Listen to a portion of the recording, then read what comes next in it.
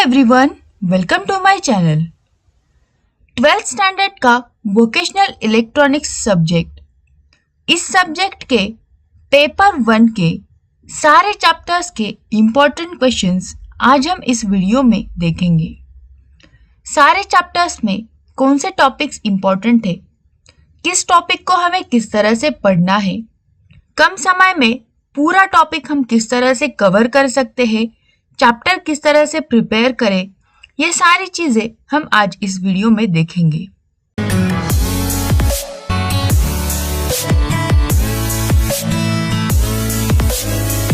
सबसे पहले हम पेपर 1 का चैप्टर वाइज मार्क्स क्या है, हर एक चैप्टर का कितना परसेंटेज वेटेज है वो देखेंगे।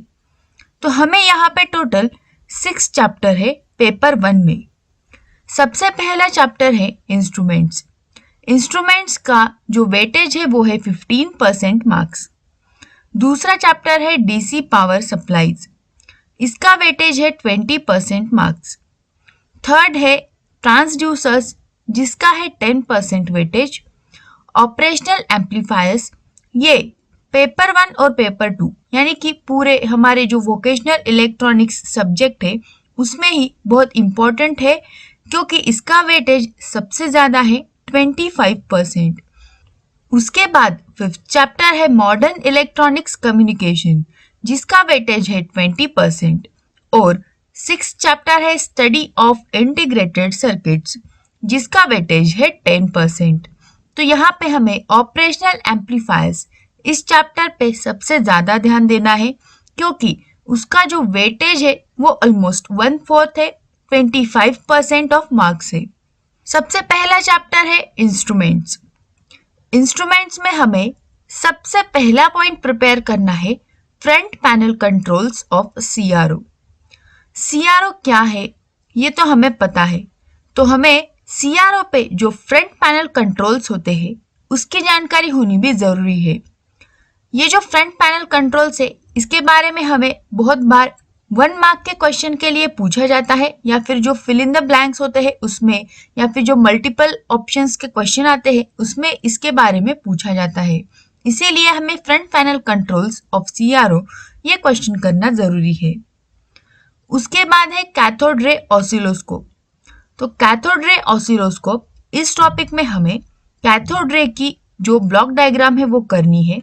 उसके बाद उसके जो भी ब्लॉक्स है उन सारे ब्लॉक्स की जानकारी 3 to 4 सेंटेंसेस में हमें याद रखना है।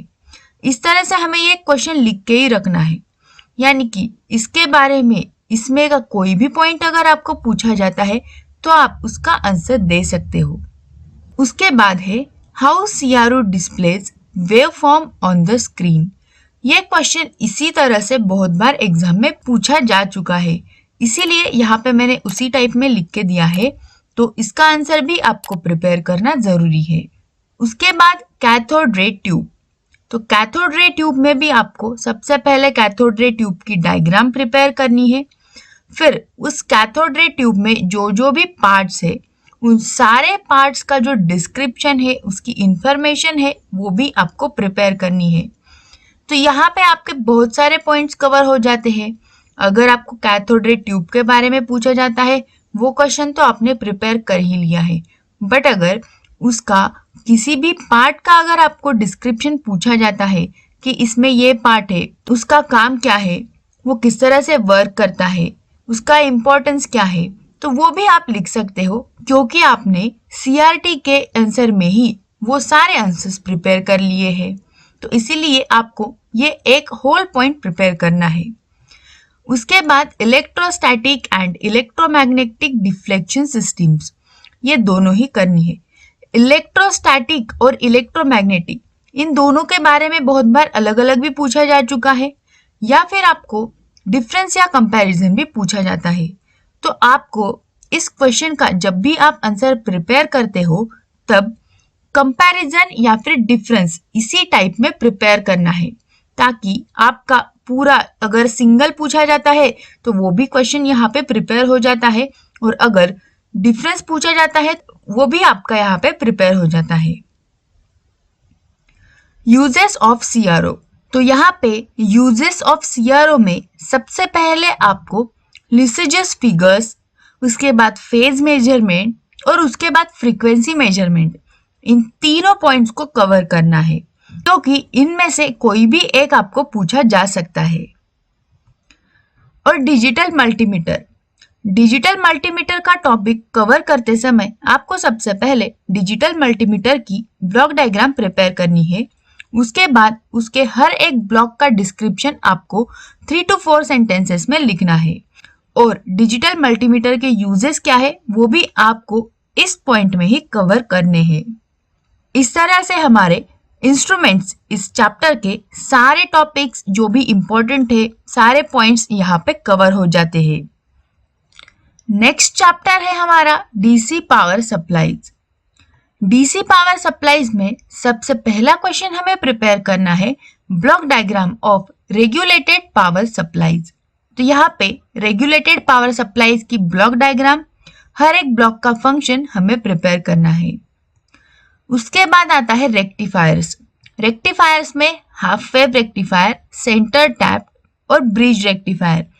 तो ये जो रेक्टिफायर टॉपिक है, यहाँ पे आप इन तीनों ही जो रेक्टिफायर्स की स्टडी है वो किस तरह से करोगे, आपको 3 कॉलम्स बना लेने हैं और कंपैरिजन टाइप में तीनों ही रेक्टिफायर्स की इंफॉर्मेशन आपको लिखनी है, तीनों की डायग्राम निकालनी है, उसके सारे फॉर्मूलाज लेने हैं और उसका जो वर्किंग है वो आपको शॉर्ट में याद रखना है, वहाँ पे लिख लेना है, ताकि आपको अगर कोई भी एक रेक्टिफायर पूछा जाता है तो आप उसके बारे में वहाँ पे लिख सकते हो। इसके फॉर्मूले जरूर याद करने हैं। न्यूमेरिकल्स में आपको रेक्टिफायर्स के न्यूमेरिकल आते हैं तो वहाँ पे फॉर्मूलाज की जरूरत होती है। इसी तरह से आपको फिल्टर्स के बारे में भी पढ़ना है। फिल्टर्स में आपको कैपेसिटर फिल्टर, इंडक्टर फिल्टर और आरसी फिल्टर के बारे में पढ़ना है। इन तीनों को भी आप इसी तरह से 3 कॉलम्स में कंपैरिजन के टाइप में लिखोगे, इसके फॉर्मूलाज याद करोगे, डायग्राम आपको निकालनी है और प्रिपेयर करना है, ताकि आपके तीनों ही फिल्टर रेडी हो जाएंगे। फोर्थ है कैरेक्टरिस्टिक्स। तो यहाँ पे line regulation, load regulation, output impedance, ripple rejection, over voltage, ये सारी कैरेक्टरिस्टिक्स आपको लर्न करनी है। आपको डायरेक्टली क्वेश्चन आ सकता है what is line regulation, what is load regulation, तो आपको वहां पे इनका डिस्क्रिप्शन लिखते आना बहुत जरूरी है। या फिर आपको क्वेश्चन आता है व्हाट आर द कैरेक्टरिस्टिक्स, तो आपको वहां पे ये सारी कैरेक्टरिस्टिक्स बताना जरूरी है। अगर आपको सिर्फ लाइन रेगुलेशन पूछा जाता है तो वो 2 या 3 मार्क्स को होगा। अगर आपको कैरेक्टरिस्टिक्स पूछी जाती है तो आपको वो इन ब्रीफ क्वेश्चन में आता है, इसीलिए ये सारी कैरेक्टरिस्टिक्स आपको लर्न करनी है, याद रखनी है। उसके बाद का पॉइंट है रेगुलेटर। रेगुलेटर में आपको जीनर रेगुलेटर, ट्रांजिस्टराइड वोल्टेज रेगुलेटर और 3 टर्मिनल आईसी रेगुलेटर के बारे में पढ़ना है। इन तीनों रेगुलेटर्स को भी आप कंपैरिजन के टाइप में लिख सकते हो, या फिर आप इंडिविजुअल तीनों ही रेगुलेटर्स के बारे में लिखो। रेगुलेटर्स में भी आपको डायग्राम निकालनी है, वर्किंग लिखना है और फॉर्मूलाज लिखने हैं। रेगुलेटर्स पे भी आपको न्यूमेरिकल्स आते हैं। उसके बाद हमारा लास्ट पॉइंट है SMPS, switch mode power supplies. यहाँ पे भी इसकी डायग्राम और डिस्क्रिप्शन आपको प्रिपेयर करना है। और सबसे last question, Zener diode characteristics with suitable graph. ये क्वेश्चन बहुत बार एग्जाम में पूछा जा चुका है और इसका स्पेसिफिकली आंसर क्या लिखना है उसके बारे में मैंने वीडियो बनाया है, तो आप वो देख सकते हो। और ये क्वेश्चन आपको प्रिपेयर करके जाना ही है।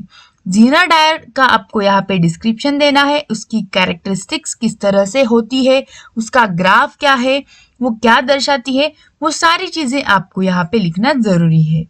इस तरह से डीसी पावर सप्लाईज ये चैप्टर के सारे इंपॉर्टेंट पॉइंट्स और टॉपिक्स यहाँ पे कवर हो जाते हैं। थर्ड चैप्टर है ट्रांसड्यूसर्स। ट्रांसड्यूसर्स में हमें सबसे पहला और इम्पोर्टेंट पॉइंट कवर करना है सिलेक्शन ऑफ ट्रांसड्यूसर। उसके बाद एक्टिव एंड पैसिव ट्रांसड्यूसर।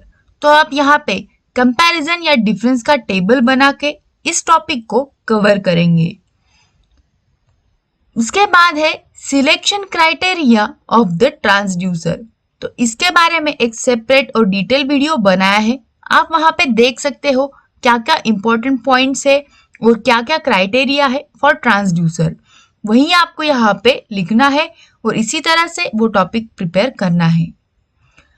उसके बाद टाइप्स ऑफ ट्रांसड्यूसर आएंगे, जहाँ पे टेम्परेचर ट्रांसड्यूसर में आपको थर्मिस्टर के बारे में लिखना है। तो यहाँ पे आप थर्मिस्टर क्या है, उसकी डायग्राम, वर्किंग, ये सारा लिखोगे। अगर आपको क्वेश्चन आता है व्हाट इज टेम्परेचर ट्रांसड्यूसर, तो आपको वहां पे टेम्परेचर ट्रांसड्यूसर क्या होता है उसकी डेफिनेशन लिखनी है। उसके बाद लिखना है कि टेम्परेचर ट्रांसड्यूसर का एग्जाम्पल है थर्मिस्टर, और थर्मिस्टर की पूरी जानकारी आपको वहां पे लिखनी है। उसी तरह से दूसरे ट्रांसड्यूसर्स के लिए भी करेंगे, जैसे कि आपको आएगा व्हाट इज प्रेशर ट्रांसड्यूसर, तो वहां पे हम प्रेशर ट्रांसड्यूसर का जो डेफिनेशन है वो देंगे। उसके बाद एग्जाम्पल में हम कैपेसिटिव ट्रांसड्यूसर या फिर पीजोइलेक्ट्रिक ट्रांसड्यूसर, इन दोनों में से किसी एक को एक्सप्लेन करेंगे। उसके बाद है इलेक्ट्रोमैग्नेटिक ट्रांसड्यूसर, उसमें हम लाउड स्पीकर के बारे में जानकारी देंगे। डिस्प्लेसमेंट ट्रांसड्यूसर्स में एलवीडीटी के बारे में बताएंगे, और फोटो इलेक्ट्रिक ट्रांसड्यूसर में हम एलडीआर के बारे में बताएंगे। तो इसी तरह से डिफरेंट टाइप्स में हमने उसका एक एक एग्जाम्पल ले लिया है। तो आपको यहाँ पे डायरेक्टली क्वेश्चन भी आ सकता है what is thermistor, what is loud speaker, explain. तो इसीलिए आपको thermistor, capacitive, piezoelectric transducer, loud speaker, LVDT और एलडीआर, ये सारे ही ट्रांसड्यूसर्स की जानकारी लिखनी है, याद करनी है। हर एक की डायग्राम मस्ट है, आपको डायग्राम भूलना नहीं है, डायग्राम सबसे पहले आपको निकालना है। उसके बाद आता है ऑप्टोकपलर। ऑप्टोकपलर में भी आपको डायग्राम और उसका डिस्क्रिप्शन देना है। गैस सेंसर, ये भी बहुत बार पूछा जा चुका है, तो आपको गैस सेंसर के बारे में भी आना चाहिए, ये भी टॉपिक आप प्रिपेयर करके रखो। इस तरह से ट्रांसड्यूसर में आपको मोस्ट ऑफ द ट्रांसड्यूसर्स की ही जानकारी, यानी कि जो भी उसके टाइप से वही आपको प्रिपेयर करने हैं, तो वो आप अच्छे से प्रिपेयर करो। कोई भी ट्रांसड्यूसर आपको एग्जाम में पूछा जा सकता है। फोर्थ चैप्टर है ऑपरेशनल एम्पलीफायर। ऑपरेशनल एम्पलीफायर में आपको सबसे पहले ऑपरेशनल एम्पलीफायर की ब्लॉक डायग्राम प्रिपेयर करनी है। कौन से ब्लॉक्स होते हैं, किस तरह से ऑपरेशनल एम्पलीफायर वर्क करता है, ये सारी चीजें इसमें आ जाएगी। उसके बाद सेकेंड इंपॉर्टेंट पॉइंट है पिन डायग्राम ऑफ IC 741, और उसके हर एक पिन का फंक्शन क्या है, ये आपको प्रिपेयर करना मस्ट है। सबसे पहले पिन डायग्राम निकालनी है, हर एक पिन को नाम देना है, और हर एक पिन का जो भी डिस्क्रिप्शन है वो 2 लाइंस में आपको लिखना है। उसके बाद है characteristics of ideal operational amplifier. इसमें आपको input bias current, input offset current, input offset voltage, common mode rejection ratio, open loop gain, close loop gain, frequency response curve, slew rate, ये सारी कैरेक्टरिस्टिक्स के बारे में पढ़ना है। आप ऑपरेशनल एम्पलीफायर की ये सारी कैरेक्टरिस्टिक्स लिखोगे, इसका डिस्क्रिप्शन लिखोगे, किस कैरेक्टरिस्टिक्स में क्या होता है, और याद रखोगे।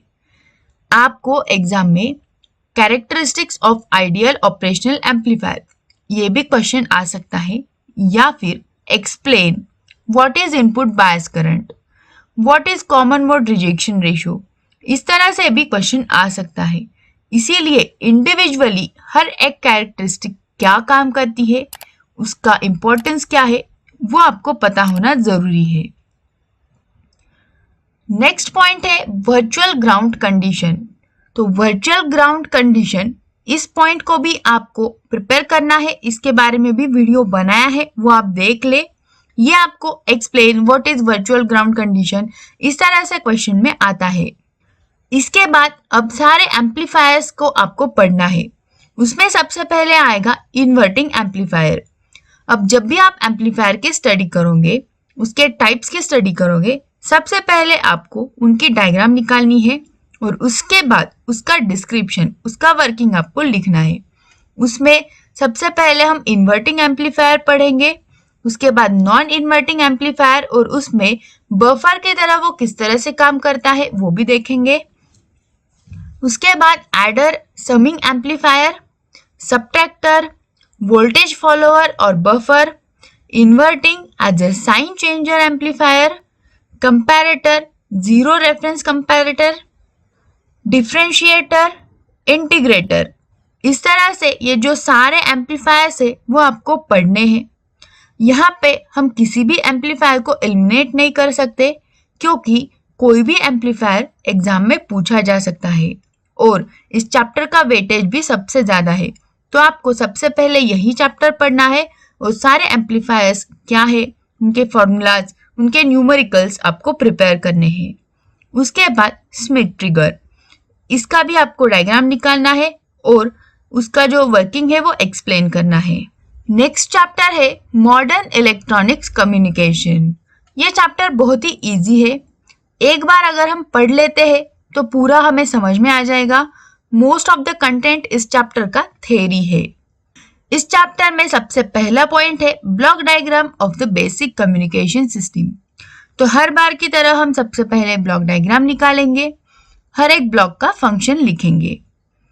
उसके बाद नेक्स्ट पॉइंट हमें करना है टाइप्स ऑफ कम्युनिकेशन सिस्टम। तो कम्युनिकेशन सिस्टम के सारे टाइप्स को हम लिस्ट आउट करेंगे, हर एक सिस्टम का क्या डिस्क्रिप्शन है, उसका फंक्शन क्या है, क्या वर्किंग है, वो हम लिखेंगे। नेसेसिटी ऑफ मॉड्यूलेशन, ये इंपॉर्टेंट पॉइंट है, बहुत बार हमें एग्जाम में पूछा जाता है। तो नेसेसिटी ऑफ मॉड्यूलेशन क्या है, उसका हमें एक पैराग्राफ में आंसर बना के रखना है और याद करना है। Types of modulation, amplitude modulation, frequency modulation. अब टाइप्स ऑफ मॉड्यूलेशन भी बहुत बार पूछा जाता है, तो यहाँ पे हमें एम्पलीट्यूड मॉड्यूलेशन और फ्रीक्वेंसी मॉड्यूलेशन इन दोनों को ही प्रिपेयर करना है। कंपैरिजन का टेबल बनाना है इनका, क्योंकि कंपेयर इस तरह से क्वेश्चन बहुत बार आता है या फिर आपको इंडिविजुअली भी पूछा जा सकता है। तो इसीलिए यहाँ पे दोनों ही मॉड्यूलेशन टाइप्स का हम कंपैरिजन टेबल बनाएंगे। उसके बाद नीड ऑफ मॉड्यूलेशन, यहाँ पे मॉड्यूलेशन की क्या जरूरत है वो सारे पॉइंट्स हमें लिखने हैं। Satellite as a relay station, इसी तरह से सेम ये क्वेश्चन बहुत बार आता है, तो आपको इसका आंसर अलग से लिख के याद करना है, प्रिपेयर कर लेना है। एप्लीकेशंस ऑफ सैटेलाइट, यहाँ पे आपको पॉइंट्स में सारे एप्लीकेशंस इंक्लूड करने हैं, याद करने हैं। ये आप एक बार पढ़ोगे तो भी आपको याद में रह जाएगी। Bandwidth and its importance in limiting the number of channels, ये क्वेश्चन इसी तरह से बहुत बार आ चुका है, तो हमें इसी तरह से इसका आंसर जो है वो प्रिपेयर करना है। The necessity of networking in the communication system, इसका भी हमें आंसर प्रिपेयर करना है। यहाँ पे मैंने जो जो भी पॉइंट्स यहाँ पे लिखे हैं वो इम्पोर्टेंट है, तो आपको इसी हेडिंग के साथ इसके आंसर्स लिखने हैं, प्रिपेयर करने हैं। Networks in a communication system, यहाँ पे वैन, मैन और लैन, इन तीनों को हमें कंपैरिजन टाइप में प्रिपेयर करना है। क्वेश्चन में नेटवर्क्स इन कम्युनिकेशन सिस्टम इस तरह से भी क्वेश्चन आ सकता है, या फिर व्हाट इज वैन, what is MAN, what is LAN, इस तरह से भी आ सकता है। टाइप्स ऑफ नेटवर्क टोपोलॉजी, यहाँ पे सारे नेटवर्क टोपोलॉजीज की टाइप्स के बारे में हमें डिस्क्रिप्शन देना है, हर एक टोपोलॉजी की डायग्राम निकालनी है और वर्किंग लिखना है। नेक्स्ट पॉइंट है डिजिटल ट्रांसमिशन मेथड्स, यहाँ पे इसका हमें डिस्क्रिप्शन देना है। उसके बाद fibre optic cable over conventional electric cable, ये भी इंपॉर्टेंट क्वेश्चन है, इसका हमें 2 पैराग्राफ में आंसर प्रिपेयर करना है, डायग्राम निकालनी है और पूरा आंसर लर्न करना है। नेक्स्ट है फैक्स मशीन। फैक्स मशीन में आपको फैक्स मशीन की ब्लॉक डायग्राम प्रिपेयर करनी है, मस्ट है ये आप स्किप मत करना। ब्लॉक डायग्राम प्रिपेयर करना, हर एक ब्लॉक का फंक्शन प्रिपेयर करना। उसके बाद सेलुलर मोबाइल रेडियो सिस्टम, इसकी भी डायग्राम और वर्किंग प्रिपेयर करना है। और लास्ट पॉइंट आता है रडार। रडार में हमें 2 पॉइंट्स प्रिपेयर करना है, पल्स और कंटिन्यूअस वेव, तो दोनों ही टाइप्स को हम प्रिपेयर करेंगे। डायग्राम मस्ट है इन सारे क्वेश्चंस में, और अगर ब्लॉक डायग्राम है तो हर एक ब्लॉक का फंक्शन भी आपको एक सेंटेंस में तो भी लिखना ही है। उसके बाद लास्ट चैप्टर आता है स्टडी ऑफ इंटीग्रेटेड सर्किट्स। इसमें सबसे पहला पॉइंट हमें प्रिपेयर करना है internal block diagram of IC 555। तो यहाँ पे IC 555 की ब्लॉक डायग्राम निकालेंगे, हर एक ब्लॉक का फंक्शन लिखेंगे। उसके बाद मल्टी वाइब्रेटर में मोनोस्टेबल और अस्टेबल दो टाइप्स के मल्टी वाइब्रेटर है। दोनों ही टाइप के मल्टी वाइब्रेटर को हम कंपैरिजन टेबल में लिखेंगे और प्रिपेयर करेंगे। यहाँ पे हमें ये दो ही पॉइंट्स इंपॉर्टेंट है इस चैप्टर में। इसके बाद है यहाँ पे IC 741 और स्मिथ ट्रिगर, जो कि हम ऑपरेशनल एम्पलीफायर चैप्टर में ही कवर कर चुके हैं। तो यहाँ पे इस चैप्टर में सिर्फ IC 555 की ही स्टडी आपको करनी है। तो सबसे पहले आप ये चैप्टर और जो हमारा फोर्थ चैप्टर है ऑपरेशनल एम्पलीफायर, इन दोनों को प्रिपेयर कर लोगे। उसके बाद हम फिफ्थ चैप्टर प्रिपेयर करेंगे जो कि बहुत ही इजी है, और उसके बाद हम फर्स्ट सेकेंड चैप्टर को स्टार्ट करेंगे। इस तरह से हमारा पेपर 1 का पूरा सिलेबस बहुत जल्दी कंप्लीट हो जाता है। आपको अगर इसमें कुछ भी डाउट्स या क्वेरीज है तो आप कमेंट सेक्शन में पूछ सकते हो। वीडियो कैसे लगा वो भी आप जरूर बताएं। वीडियो को लाइक करें, शेयर करें और चैनल को सब्सक्राइब भी जरूर करें। Thank you.